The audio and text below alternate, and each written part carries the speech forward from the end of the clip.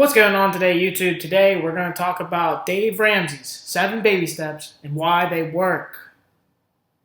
Now, if you've never heard of who Dave Ramsey is, he's a guy that wants to get rid of all debt. He doesn't like debt, doesn't like using debt, doesn't use debt for anything. Back in his early days, he made a fortune in his 20s selling real estate, using leverage, using short-term loans, and he went bankrupt, lost everything. So, the entire reason why he came up with Dave Ramsey's 7 baby steps is because he wants a surefire way for you to get out of debt, stay out of debt, and become a millionaire. So if you're interested in how to become a millionaire, listen to these 7 baby steps, and at the end, you can decide if you want to follow them or not. But I can tell you one thing, this is a surefire way to make sure you can lead yourself to financial independence. I think his entire plan is great, and it's the basis, the fundamentals into everyone's personal finance. It is almost a dummy-proof plan to make sure you will be successful in retirement. Number 1, save up $1,000. Whole reason you need to save up $1,000 is because life happens. Life's going to come at you. No matter what you do, life's going to come at you hard. You're going to get a flat tire. Fridge is going to go out. Heater's going to go out. Anything that can happen will happen when you're on this. And it's like, whether you're faithful or not, it's kind of like a spiritual test. It's a test to see if you can stay on this track and just keep it going, or if you're just going to give up and call quits. So number 1, save up $1,000. Number 2, list your debts from smallest to largest and pay them off from smallest to largest. Whole point behind this, you want to see momentum. Yes, it would be technically better to pay off a highest interest loan first. But paying off debt, staying out of debt is more psychological than it is anything. So you need to keep the momentum going. And the only way you're going to keep that momentum going is if you list these from smallest to largest, pay off the smallest one first, you get to see one paid off, and then everything you're paying into that smallest loan, you're going to roll into the next loan. Once that loan's paid off, you're going to roll that into the next one. So this eliminates the need to look at the interest rate or anything on it. You're going to pay all the minimums on all your other debts, and then your extra money that you find through your budget that you create is going to be paid toward any money left over is going to be paid towards that lower debt. That lower debt gets paid off, you move on to the next one. And this is excluding the house. Save the house for later. Step number 3, once all of your debts are paid off, excluding the house, you're going to save up from a 3 to 6 month emergency fund. And to do this, you have to have a budget. You have to figure out how much you spend: food, water, shelter, electricity, utilities, everything. Everything needs accounted for. Everything, all your money coming in and all your money going out needs accounted for.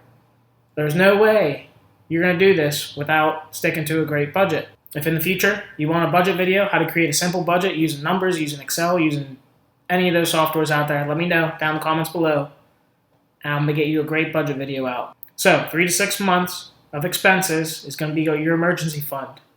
And if you ever run into a dilemma where you got to spend your emergency fund because something comes up, then you're going to spend that money, and this is an emergency. It's not like, oh, the new iPhone came out, I'm going to go get the new iPhone. No, it's an emergency. Stop using emergency funds for non-emergency related things. So, emergency comes up, real emergency, say the roof, there's a leak in the roof, heater goes out, fridge goes out, flat tire. An actual emergency. Use funds from that emergency fund of 3 to 6 months, fix whatever you need to fix, and then replace those and get back to your 3 to 6 months. Now, steps 4, 5, and 6 all can go together, and it depends where you are and what's going on in your life. So number 4 is invest 15% of your income into retirement. This can be through your 401k, your Roth IRAs, whatever you have as your retirement account. 15% of your household income goes into the retirement account. Number 5 is fund your kids' college. This is why 4, 5, and 6 go together. If you don't have any kids, then you can kind of eliminate 5 and go straight on to 6. So a lot of people put this in 529 programs. 529s are just a tax-deferred way to get money to your kids so they can fund their school, and it has to be used towards school expenses. It can't just be used, say, take it out and use it whatever they want to use it for. It's got to be used towards school. So if you don't want that limitation that's going to trap you and you don't know what your kid's going to do, say they're not going to go to college, you don't believe in higher education, you want to put it elsewhere, that's fine. You don't have to put it in a 529, or you can put it in a 529, and they're just going to have to pay different taxes on it if it's not used for actual school expenses. But say you don't want that, you don't like that, put it in something else. Open a Roth IRA in their name, open an IRA in their name, or just do it in a taxable brokerage. So they just pay capital gains on it. But do something in their name to help fund whatever your kids want to go to do. Number 6 is going to be pay off the house early. Now, like I said, a lot of people may not agree with this because they think you can put your money somewhere else and get a higher return. Yeah, that might be true, especially with as low as interest rates are right now. They're in like 2 or 3% for a 30-year, 15-year fixed mortgage. And a lot of people don't agree with this. But like I said, Dave Ramsey's plan is a foolproof method, a dummy-proof plan to get you out of debt, stay out of debt, and make sure you're going to have a great retirement. So if you want to take the safest route to guaranteed wealth, this is the plan for you. If you want to be more risky, then yeah, maybe the plan is not for you. But step number 6 is pay off the house early. So now you're always putting 15% towards your retirement. You're funding your kids' higher education. And now you're paying off the house as fast as you can. And finally, on to number 7 is going to be build wealth and give. At this time, house is paid off. Kids' college, higher education, secondary education is all funded, and you're investing towards your retirement. So now you're going to max out all these retirement accounts that you possibly have access to, and you're going to give.